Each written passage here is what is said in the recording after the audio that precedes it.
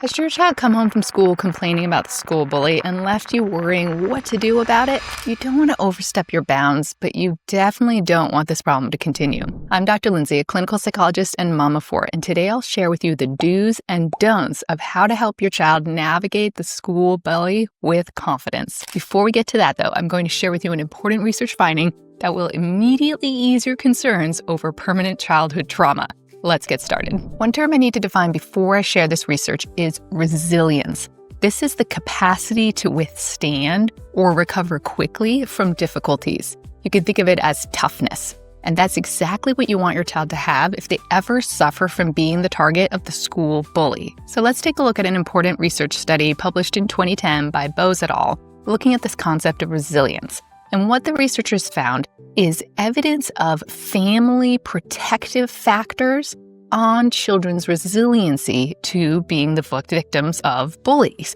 And what they found is things like maternal warmth, along with sibling warmth and a positive atmosphere in the home, promoted emotional and behavioral adjustment, even in the face of being bullied at school.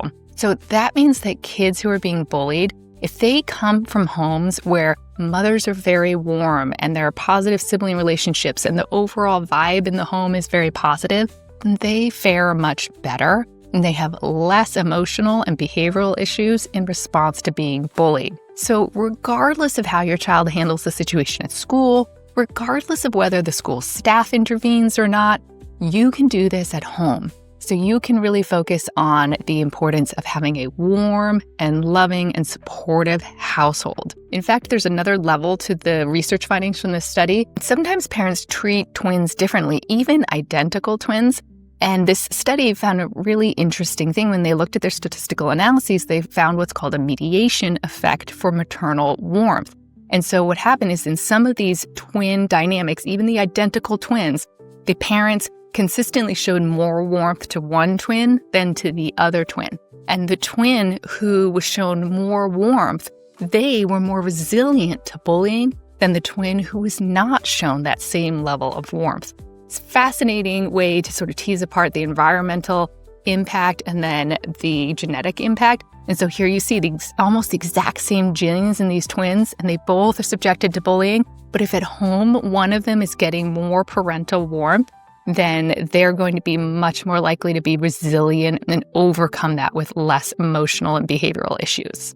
So what you can do at home is to focus on creating a really warm home environment, and you'll be doing your child a huge favor, buffering them against the effects of any bullying issues at school. So now that you have that peace of mind, we're about to move on to the do's and don'ts of navigating school bullies.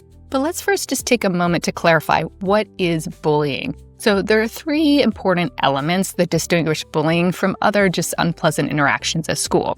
So first, bullying is intentional. It's really meant to hurt someone's feelings or hurt them physically.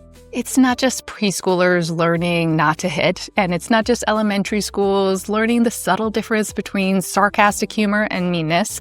And so there really is an intentionality to bullying. It's systematic. So this means you might be targeting a particular person who's deemed as vulnerable or susceptible, or they won't fight back.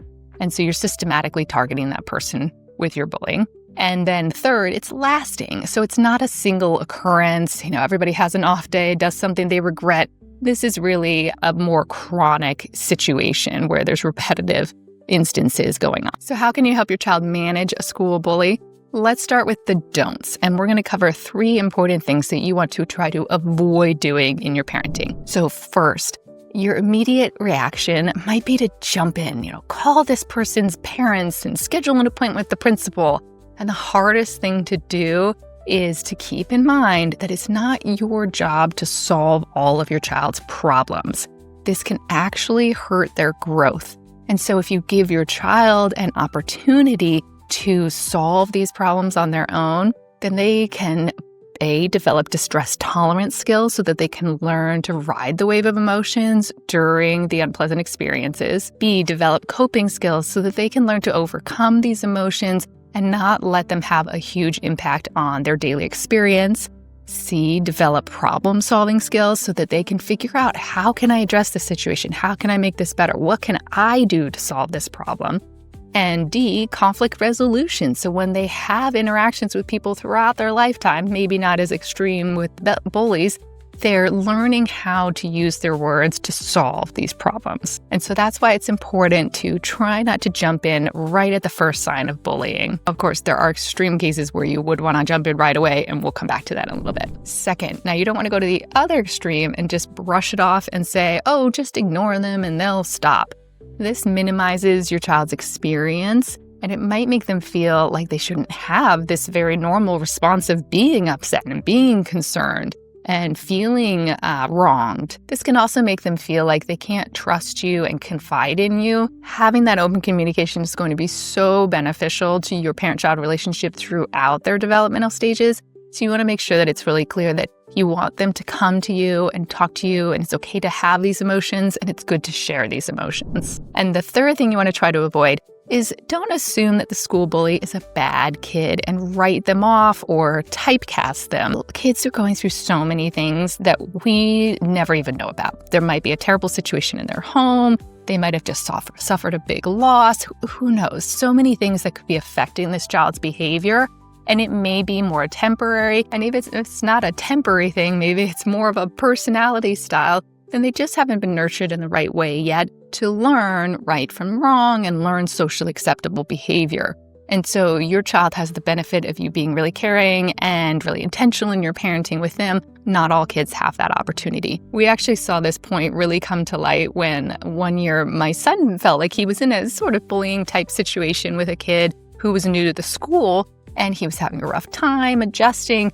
And it was amazing. Within a year, they actually become great friends. So at the start of the next school year, my son said, I really want to make a change. I really want to be proactive. So they talked and they said, hey, let's just agree truce. Let's just move forward nicely. And by the end of the school year, now they're spending tons of time together. So it's really important to not write kids off. There's so many other things going on that we don't know about. And to encourage your child to do the same, to think about their behavior as unacceptable, but them as a person might still be a good person, and to give people the benefit of the doubt as much as possible. It's tough to do when your child's being wronged and your child feels wrong, but just, if possible, try to keep that optimistic perspective. Now that you know some things to avoid in responding to your child's bullying experience, let's talk about what you should do to best support your child. First, do offer emotional support.